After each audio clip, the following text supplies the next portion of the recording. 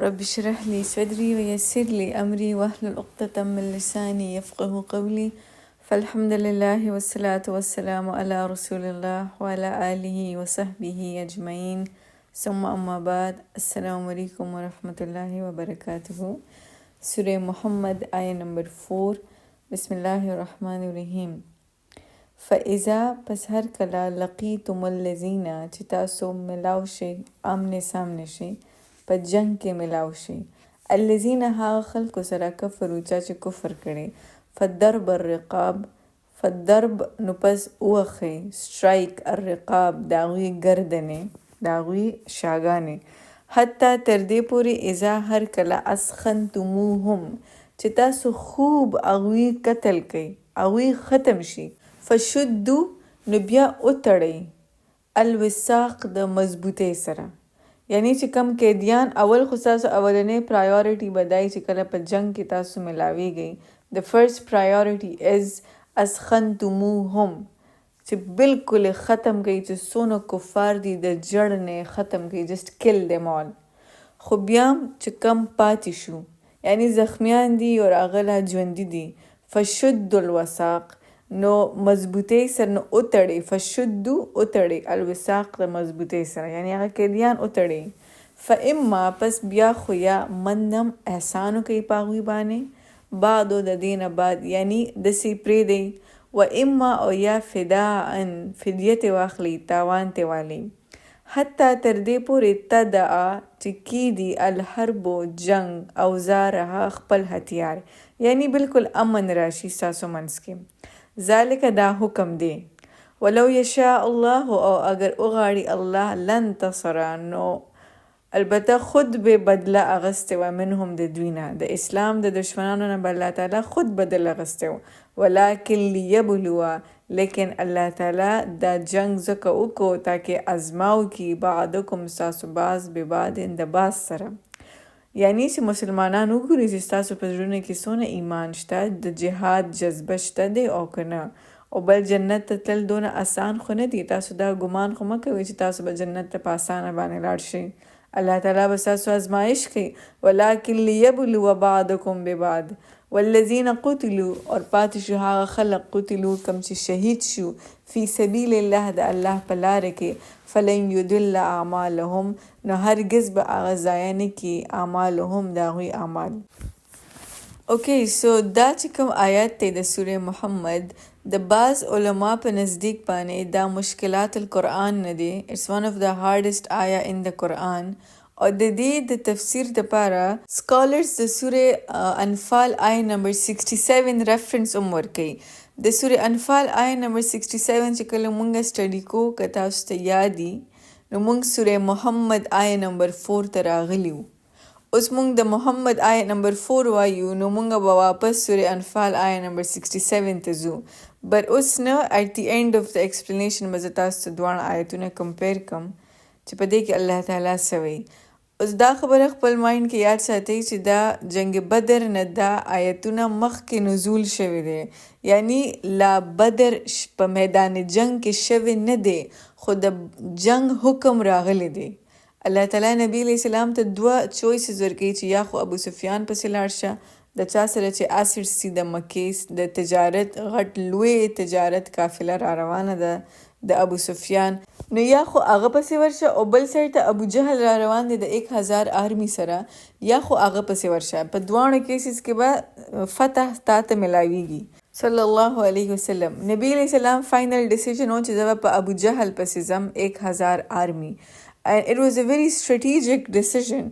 یو ډېر زیات as a leader د نبی علیہ السلام یو ډېر زبردست فیصله وه بیکز که ابو سفیان پسې تللی و نو دوی ته به یو پرسنل گین شوی و اسیډس به ورته ملاو شوي و مال به ورته ملاو شوی و غنیمت ته ورته ملاو شوی و دا یو قسم له پرسنل گین و. خو په ابو جهل پسې تلو کې فایده څه وه چې د اسلام ډېر غټ غټ دشمنان هغه په دې جنگ کې هغه مړه شوي وو. د هغوی هغه ملا ماته شوې وه د اهل مکه د هغوی 70 of the great leaders سرداران چې کوم هغه قتل شوي وو په بدر کې د مین پاور د هغوی ختم شوی و کمزوري شوي وو. نو this was a very strategic decision چې کوم نبی علیہ السلام واغستو. اوس دوی ته د الله تعالی د طرف نه د بدر حکم راغلی دی چې تاسو به د دوی سره بیټل آف بدر کوئ په میدان جنگ باندې، خو لا جنگ شوی نه دی، صرف حکم راغلی دی. او دا حکم راتلو سره دا آیتونه نزول دي. د سکالرز مطابق دا آیتونه په هغه وخت کې نزول شوي دي چې لا صرف بیټل حکم راغلی خو لا بیټل شوی نو، میدان جنگ ته لا دوی تلی نو. اور الله تعالی ورته وایي فاذا لقیتم الذین، هر کله چې تاسو لقیتم، لقیا فلان، لقیا مطلب دی ملاقات کول، خو دا هغه زمونږ په شان عام ملاقات نه دی چې مونږ چا سره په کورونه کې یا په ځای کې ملاویږو. دا هغه ملاقات نه وي. لقیا سپیسیفکلی هغه ملاقات ته ویل کېږي چې کم په میدان جنگ باندې وشي، چې کم اون بیټل فیلډ کې وشي، په میدان کې هغې ته لقیا ویل کېږي. نو هر کله چې تاسو لقیتم په جهاد کې ملاو شئ. الذین هغه خلکو سره کفرو چې کفر کړي، فضرب الرقاب، نو رحم پې اونه کوي. فضرب الرقاب just strike their necks، په گردن باندې په سټ باندې ورله گزار کوي. د دې نه مسلمانانو ته یو قسم له موټیویشن ملاویږي چې ښه زمونږ تعداد هم کم دی، 313 یو مونږه، هغوی 1000 دي.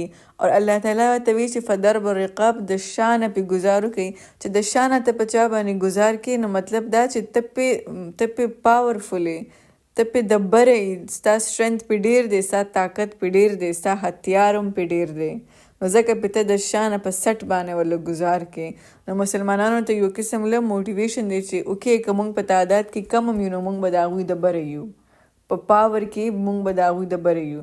فضرب الرقاب، فضرب الرقاب also means چې اس قسم رحم پې اونه کوي. دا د اسلام بدترین دشمنان دي. ایون دو چې دا خلق چې کم دی دا پردی نه دی را روان. د ابو جهل چې کم 1000 آرمی دا او په دې طرف باندې 313 کسان دي، نو دا څه پردی نه دی، دا فیملی ریونین دی. 6 میاشتې پس دوی یو بل سره ملاویږي. او په کومه طریقه ملاویږي؟ په میدان جنگ کې د جهاد دپاره یو بل سره ملاویږي. نو اسې نه چې ستاسو په زړونه کې دا راشي چې دا خو مې د تره زوی دی، دا مې تره دی، دا مې ماما دی، او دا مې پلار دی، دا مې زوی دی، نو دا رحم به په زړه کې نه راولي. فضرب الرقاب just strike them and kill them، حتی تر دې پورې. بیکاز په قرآن کې څومره امفیسس شوی دی په وینو په رشتو باندې، د رحم رشتې، د رحم رشتې. الله تعالی بار بار ان د قرآن وایي، په سوره نساء کې په بگیننگ آیتونه کې راځي چې د رحم رشتې، واتقوا الله، be cautious of Allah about ارحام. د ارحام په باره کې د الله نه یره کوي. د ارحام رشتې هغه ستاسو لپاره ضروري رشتې دي، د وینې رشتې. بټ په دې ځای کې هم دا د وینې رشتې را روانې دي، خپل ترونه دي او خپل پلاران دي او زامن دي. خو په دې ځای کې ورته الله تعالی ښایي چې اوس لینیج امپارټنټ نه دی، ایمان امپارټنټ دی. اوس تاسو چې کومه نوې فیملی ده نو هغه د ایمان فیملی ده، هغه به د بلډ فیملی نه. Your new family is the family of faith, is not the family of blood. څنګه چې نوح علیه السلام ته الله تعالی وایي چې ستا زوی او ستا زوی نه دی، هغه یو کافر دی، تا سره تعلق نه ساتي. نو مسلمانانو ته ویل کېږي فضرب الرقاب just strike their necks، حتی تر دې پورې اذا هر کله اسخنتموهم، چې تاسو خوب دوی قتل کوي. یعنی ستاسو اولنې پرایورټي بسئ چې مونږ دوی ختم کو، جسٹ کل دیم. ستاسو چې کوم مین آبجیکټیو دی هغه به دا نه وي چې زخمیانی کو یا قیدیانی کو یا فدیت والو یا خپل غلامی کو. نه، ستاسو اولنې آبجیکټیو بسئ چې دا تاسو مړه کوي، کل دیم. بیکاز دا د اسلام بدترین دشمنان دي. د بدر چې کم دشمنانو هغه د اسلام بدترین دشمنانو. بیکاز دوی دا هغه خلکو چې کم مسلسل د اسلام په خلاف باندې په قسمه قسم سرګرمیو کې دوی انوالو وو، بیزی وو. او دا جنگ د دوی دپاره اسی یو بهانه وه، د دوی په زړونه کې غصه وه او یو تکبر و. مسلمانانو ته ویل کېږي چې په دوی باندې رحم ونه کوي. اسخنتموهم just completely annihilate them، ختم یې کوي، بالکل مړه یې کوي. فشد الوثاق، اوس چې کم زخمیان پاتې شو او ژوندي پاتې شو، نو فشدو، نو مضبوطۍ سره نو وې تړئ. فشدو پس وتړئ الوثاق، د مضبوطۍ سره.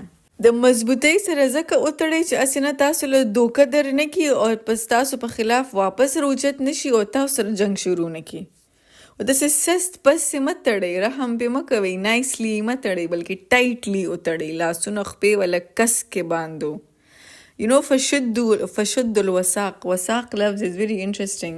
وساق چې کوم لینګویسټیک معنی ده نو هغه دی a strong tie، یو مضبوطه غوټه. یو شي له چې ته کلکه غوټه ورکې نو هغې ته وساق ویلی کېږي. د دې لفظ وساق یو بل روټ هم دی او هغه دی وثیق. وثیق یو فرم یو سالډ شیز ته ویلی کېږي چې یو شی بالکل سالډ مضبوط وي. نو داسې غوټه چې کوم بالکل سالډ وي چې کوم نشي خوځېدی، نشي ازادې دی په اسانه باندې.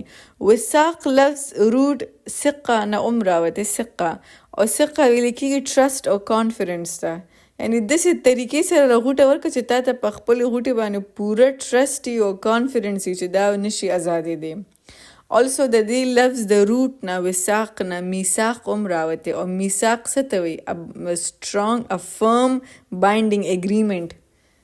میثاق د دوه ګروپس په منځ کې یو بایندینګ اګریمنټ، یو معاهده وشي، یو واده وشي، نو هغې ته میثاق ویلی کېږي. This is the beauty of the linguistic of the Quran چې دا یو لفظ کې دومره ډېر هر څه کیپچري.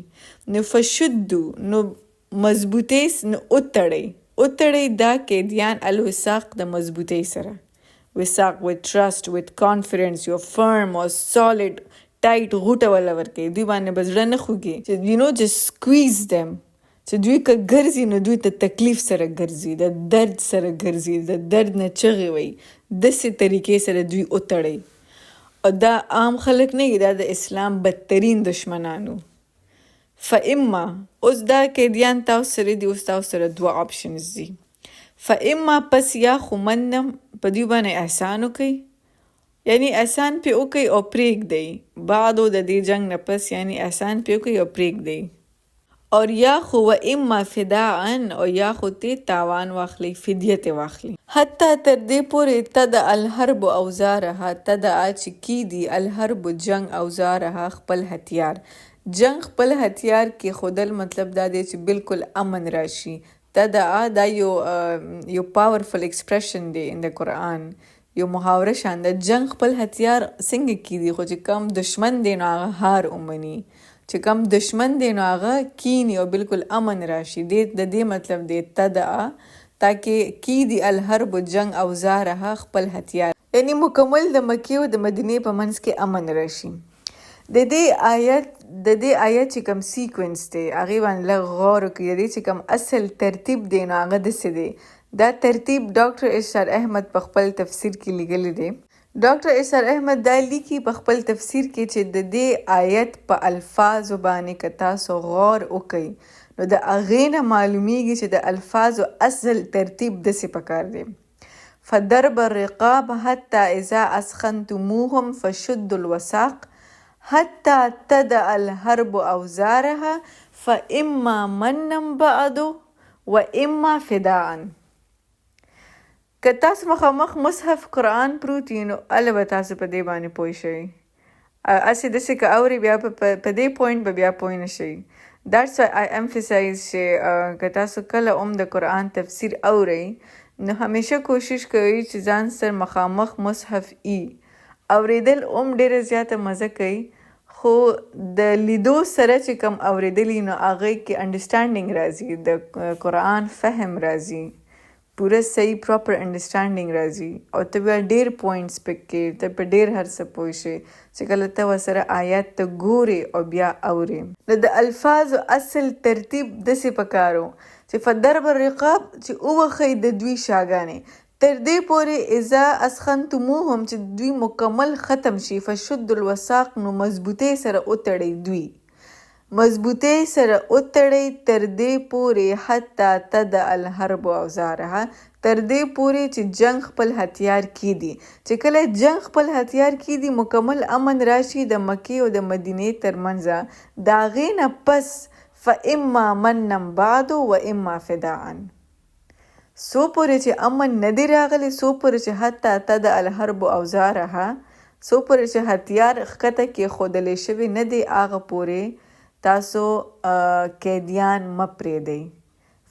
نو هغه پورې ستاسو اولنی مین ابجیکټیو د سی اسخنتموهم جسٹ کل دیم. په میدان جنگ کې د ستاسو اولنی ابجیکټیو دی دای چې مونږ دا دشمن ختم کو، دا د اسلام دشمن دی، دا مونږ ختم کو. او د هغې نه پس چې کم پاتې شي نو هغه پاتې شوي قیدیان هغه پورې د ځان سره وساتئ تر څو پورې چې تد الحرب اوزارها جنگ ختم شوی نه دی. د هغې نه پس د جنگ ختمېدو مطلب اوس څه دی؟ ډاکټر اسحاق احمد لیکي په خپل تفسیر کې چې یو ای وار یو ای بیټل. وار او بیټل دا د انګلیش دوه ورډز دي، په دې باندې ځان پوه کړئ. وار او بیټل کې ډېر غټ فرق دی. بیټل یو دوه ګروپس په منځ کې په میدان جنگ کې آمنے سامنے یو جنگ یو جګړه وشي، په هغې کې یو گروه ته فتح ملاو شي او بل گروه چې کوم دی نو هغوی وبیلي، دې ته بیټل ویلی کیږي. بل دی وار. وار هغه جنگ ته ویلی کیږي چې کم په کلونو باندې جاری، باندې جاری، هغې ته سټیټ آف وار هم ویلی کیږي. مدینه 6 کاله په سټیټ آف وار کې وه، مطلب اینی ټایم مکې والا حمله کولی شوه، اینی ټایم په مدینې باندې حمله کیدی شوه. او دا 6 کاله په مدینې باندې به مسلسل آن د آؤټسکرټس اف مدینه، د مدینه په بارډر باندې به مسلسل پهره والې کېده. یعنی د شپې به ټول په یو ځای نه وده کېدل، خامخا به د مدینې چا نه چا دفاع کوله. دې ته سټیټ آف وار ویلی کېږي چې یو جنگ په کلونو باندې جاری. خو په دې جنگ کې بیا مختلف وقفو سره جګړې کېږي او دا جګړې چې کوم دي دې ته بیا بیټل ویلی کېږي. نو د بیټل آف بدر اول شوی و، جنگ بدر اول شوی و، بیا جنگ احد پکې وشو، بیا د بیټل آف بنی مستلاق پکې وشو، د بیټل آف احزاب وشو. نو دا ټولې جګړې وشوې په یو جنگ کې، او هغه یو جنگ د چا جاری و؟ د مکې او د مدینې په منځ کې. او دا یو جنگ سټیټ آف وار دا تقریبا 6 کاله په مدینه کې جاری و. نو دلته حتی تد الحرب اوزارها it also suggests چې د دې مطلب دا و چې څو پورې چې مکمل امن نه راغلی د مکې او د مدینې په منځ کې، یعنی دشمن خپل هتیار همیشه د پاره کی دی او مدینه ته هیڅ قسم څه نقصان نه، هیڅ قسم څه خطر نه، هغه پورې چې تاسو جنگ کې د کفارو سره آمنے سامنے کیږئ نو اولنی ابجیکټیو د تاسو دای اسخنتموهم چې تاسو هغوی مکمل ختم کړئ. د دې نه پس که تاسو سره قیدیان رالل نو هغه قیدیانو سره تاسو دوه شیزونه کولی شئ، یا خو بالکل داسې رها کوئ او مطلب احسان پې وکئ، او یا خو چې دی نو فدیه ترې واخلئ او بیا یې رها کوئ. خو دا به هم هله کوئ تر څو پورې چې مکمل امن نه راغلی ستاسو په منځ کې. د دې یو وجه هم وه چې قیدیان ولې به نه پرېږدئ، ځکه چې همدغه قیدیان دا تاسو پرېږدئ دوی واپس لاړ شي مکې ته او دوی ستاسو په خلاف جنگي صلاحیت کې نور هم تکړه شي او بل کال بس تاسو پسې بیا راشي. او هم داسې شوي و په جنگ بدر کې چې کله نبی علیه السلام فیصله واغسته او دا فیصله د نبی علیه السلام یو صحیح فیصله وه، د دې آیت په مطابق شوی وه. نبی علیه السلام د وحی په باونډري د وحی په حدود کې دننه فیصله کړې وه چې زه به دا جنگي قیدیان به زه پرېږدم. او د دې په پرېښودو کې نبی علیه السلام اول مشوره وکړي. یو صحیح لیډر چې کوم دی هغه همیشه مشوره کوي. نبی علیه السلام رای واخلي د صحابه کرامو. عمر رضی الله تعالی عنه رای ورکړي یا رسول الله دا د دې نه دی پرېښودل پکار، دا به مونږ ختمو، دا د دوی واپس پرېښودل د اسلام دپاره نور نقصان دی. حضرت ابوبکر صدیق رضی الله تعالی عنه رای ورکړي چې دا قیدیان دی، دا قیدیان خو دی خو دا خو زمونږ خپل خلق دی، دا خو زمونږ ترونه دي، د ترونو زامن دي، زمونږ پلاران دي، زامن دي پکې د چا. نو د دوی سره به احسان وکړو، فدیه به ترې واخلو او یا به داسې وکړو چې څه کار به ترې واخلو. دوی به مونږ ته څه وښیي، په دوی کې څه داسې خلک دي چې کم ریډینګ او رایټینګ کولی شي، زمونږ خپل خلک دي، مونږ یې پېژنو، مونږ ته پته چې په دوی کې دا سکلز دي. نو هغه سکلز به ترې زده کړو، ریډینګ به ترې زده کړو، رایټینګ به ترې زده کړو، خپلو خلکو ته به ترې فایده ورسوو. د هغې نه پس به یې پرېږدو، هغې نه پس به ترې فدیه والو، بیا به یې پرېږدو. نو عمر رضی الله تعالی عنہ د خپل پرسنالټي مطابق یو رائے ورکړې وه. عمر رضی الله تعالی عنہ د اسلام راوړو نه مخکې هغه یو جنگ و، داسې کس و چې چا به خلک به ترې یریدل، یو روب او یو دبدبې وه، د هغه په پرسنالټي کې یو جوش و، یو جذبه وه، او د هغې د اسلام راوړو نه پس هم هغسې یره د هغه په پرسنالټي کې وه، خلک به ترې یریدل. نو هغه هم هغسې ډیسیژن رسول الله اسلام ته رایې ورکړه چې دا قیدیان مه پرېږده، بلکې دا هم په دې ځای کې ختم کړه، جسټ کل دیم. اور ابوبکر صدیق رضی الله تعالی عنہ د خپل پرسنالټي مطابق رائے ورکړه، بیکاز هغه ډېر شفقت او نرم دل انسان و. رسول الله اسلام چونکې بذات خود یو رحمت للعالمین و، نو هغه obviously د ابوبکر صدیق رضی الله تعالی عنہ رائے چې کوم ده نو هغه خوښه کي، او دا قیدیان دا پرېږدي، د دوی نه فدیه واخلي او دا پرېږدي. چې سبا شي نو د سورې انفال آیتونه نازل شول، اور نبی علیہ السلام او ابوبکر صدیق رضی اللہ تعالی عنہ په مسجد نبوی کې ناستی، and both of them are crying، جاړي. عمر رضی اللہ تعالی عنہ راشي رسول الله السلام ته وی یا رسول الله تاسو ولې خفه ما ته ووایه تاسو ولې جاړئ، که د جړا خبرې زه به هم درسه وجاړم، او که نه ماله جړا نه راځي نو زه به تاسو سره جړونکی شم. د نبی علیہ السلام ته ارشاد کی چې د سورې انفال هغه آیتونه نازل شو چې ما کان لنبی، نه دی لایق د یو نبی دپاره ان دا چې یکون له اسره، دا چې د هغه دپاره قیدیان تر دې پورې یسخنه فی الارض، چې تر څو پورې چې مکمل خونریزي په ځمکه کې نه شوي، یعنی د دشمن ملا نه ماته شوي، دشمن پوره طریقې سره ختم شوی نه. تريدون ارض الدنیا، آیا تاسو غواړئ دنیا، یعنی تاسو ته دوی نه فدیه واغسته، په دې کې تاسو ته یو پرسنل گین وشو، منافع درته وشو، نو دا تاسو د دنیا خواهش وکړو.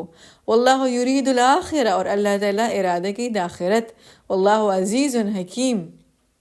او بیا مخکې الله تعالی ورته وی لولا کتاب من الله سبق لمسکم فیما اخذتم عذاب علیم، عذاب عظیم. که چرته د سوره محمد دا آیا نمبر 4 نوې نازل شوې د مخکې نه، نو په تاسو باندې ډېر لوی عذاب راغلی وي. خو اوس چې څه وشو هغه وشو، فکلوا مما غنمتم حلالا طیبا، پس خورئ د هغه غنیمت نه چې کم تاسو سره ملاو دی، حلالا طیبا، حلال او مزیدار.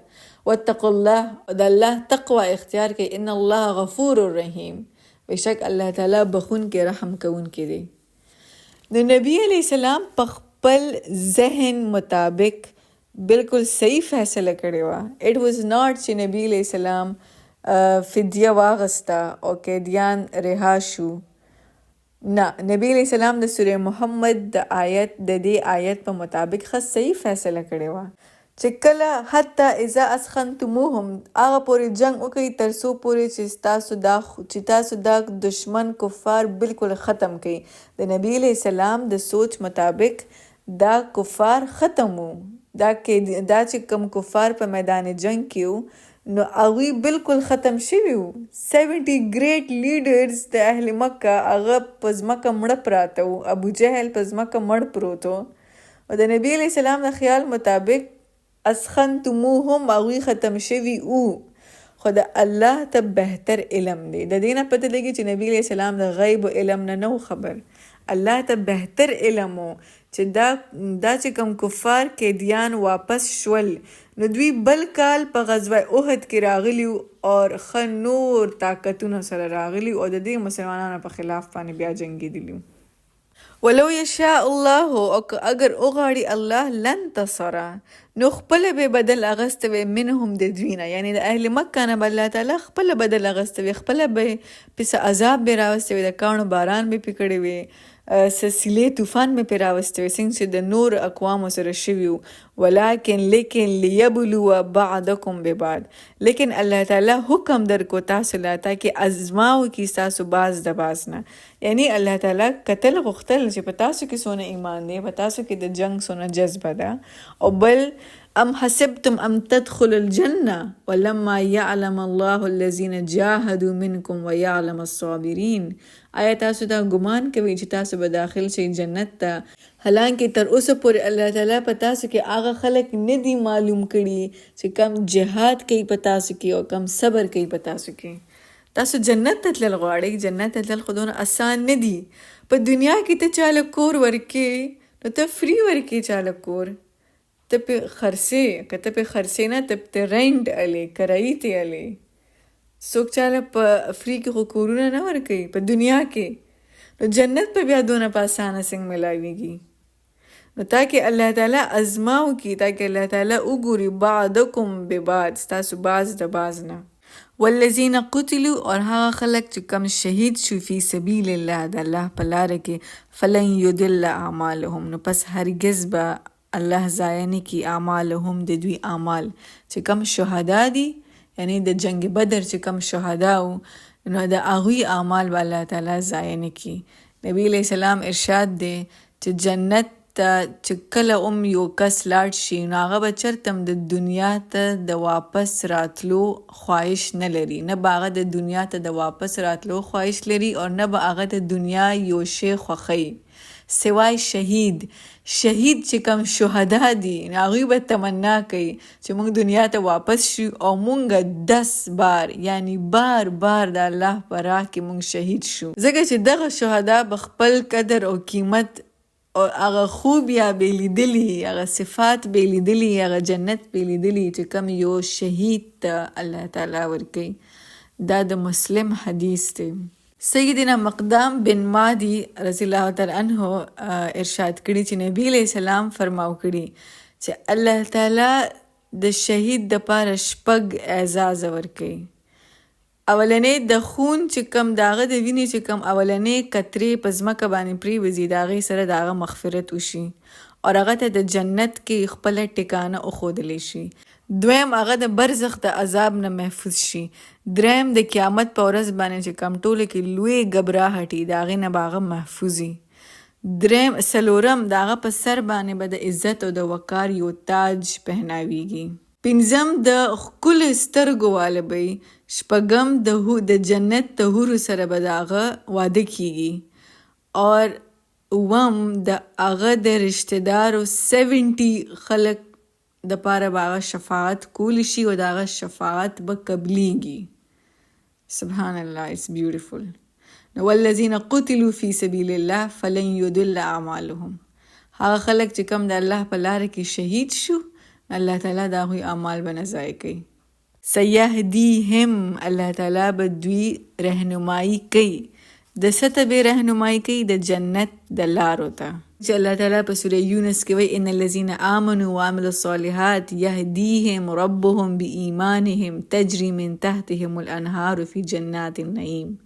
بیشک هغه خلک چې ایمان وروړو او نیک عمل وکړو د هغوی رب د هغوی د ایمان د وجه به د هغوی رهنمایي کوي، د هغوی دپاره به داسې جنتي چې د هغې د لاندې به بهیږي نهرونه فی جنات النعیم او په یو ډېر نعمتونو ډک جنت کې به وي. نو سیهدیهم، الله تعالی به عنقریب د دوی رهنمایي وکړي ویصلح بالهم، اور اصلاح به وکړي د دوی د حال، یعنی په یو ښه طریقه باندې به دوی راژوندي کیږي واپس. په کوم طریقه چې دوی قتل شوي وو شهید شوي وو په هغه طریقه به دوی نه راژوندي کیږي چې وینو ډک به وي، او په بده طریقه به دوی راژوندي شي په کومه طریقه چې دوی شهید شوي وو نو نه، بلکې الله تعالی به د دوی د حال اصلاح وکړي. یو صحابي او موسی ابن عمر رضی الله تعالی عنہ هغه د مکې یو داسې صحابي یو ډېر جلیل القدر صحابي و چې هغه د الله تعالی لپاره هر څه پرېښي و. هغه د مکې یو هیرو. He was handsome, he was a gentleman and he was a good looking man. اور هغه به همیشه امپورټډ جامې اچولې، برانډډ کلوتھس به اچول او یو ډېر ښکلی ښایسته پرفیوم به یې لګو. اور هغه دې دپاره ډېر مشهور هم و چې هغه ډېر ویل ډریسډ اور خپل ځان ټیک ټاک ساتل او کام اینډ کمپوز اور یو جنټلمین پرسنالټي وه او د هر څه د الله دپاره پرېښودل. او چې کله دې د جنګ بدر کې شهید شو جنگ بدر کې چې دی شهید شو په کم حال چې دی شهید شوی و. د ده په جسم دونه کپړه وه چې سر به یې وله پټو نو خپې به یې ښکارېدې چې خپې به یې وله پټولې نو سر به یې ښکارېدو. سبحان Allah, this was the way he got shaheed. Now Allah says, وَيُصْلِحُ بَالُهُمْ, Allah به اصلاح کوي د دوی د حال. وَيُدْخِلُهُمُ الْجَنَّةَ, او داخلی به دوی په هغه جنت کې عرفها چې خوب پہچان شوی دی لهم دوی ته. چې خوب پہچان شوی دی دوی ته، یعنی هغه جنت چې کم جنت په باره کې دوی په قرآن کې اوریدلی دي او د نبی علیہ السلام نه اوریدلی دي، هغه جنت ته به دوی داخلیږي. د عرفه مختلف مفهومونه دي. اولنی مفهوم خدا دی چې داسې باغات ته به دوی داخلیږي، داسې جنت ته به دوی داخلیږي چې د کم علم دوی ته د کتاب او د سنت په ذریعه سره تعارف به دوی ته شوی او په دنیا کې د قرآن او د سنت په ذریعه دوی د هغه جنت نه خبرو. د دې دویم مطلب دا دی عرفه چې هر یو جنتی ته به د خپل کور پته وي چې په جنت کې زما کور په دې ځای کې دی، ابه نه روکیږي په جنت کې، په خپل رهایش پسې به ګرځي نه، په خپل مکان پسې به نه ګرځي، بلکې ډایرکټ په خپل ځای او خپل مکان ته لاړ شي. او د خپل کور معلومولو کې به هغه ته څه الجن تکلیف نه کېږي، نه به هغه نه لاره هېرېږي، بس سیده به هغه خپل هغه مکان ته ځي. دریم مطلب د عرف مطلب کې دی خوشبو لگانا، یا د دې په مطلب کې دی خوشبو چھوڑنا، یعنی الله تعالی به اهل جنت والو د پاره جنت ته خوشبو نه ډک کړی دی، یو بهترین خوشبو ده په جنت کې. نو عرفها لهم، عرفها چې خوب پہچان شوی دی دوی ته د قرآن او د سنت نه د دې جنت په باره کې. نمبر 1. نمبر 2، په دې جنت کې به دوی په خپل رهایش پسې به ګرځي نه، بلکې ډایرکټ په خپل مکان ته ځي او خوښ به وي او د دوی د چویس مطابق به وي. او دریم په هغه ځای کې به ډېره زیاته خوشبو وي. عرفها لهم، نو به یدخلهم الجنه عرفها لهم، او دوی به داخلیږي داسې جنت ته عرفها چې خوب پہچان شوی دی، ها چې دی هغه اشاره ده جنت ته، خوب پہچان شوی دی د دې جنت لهم دوی ته، یعنی دی شهدا ته، دی جنتیانو ته، دوی ته د دې جنت خوب پہچان شوی دی. With this we conclude. بارك الله لي ولكم في القرآن الحكيم ونفعني وإياكم بالآيات وذكر الحكيم. السلام عليكم ورحمة الله وبركاته.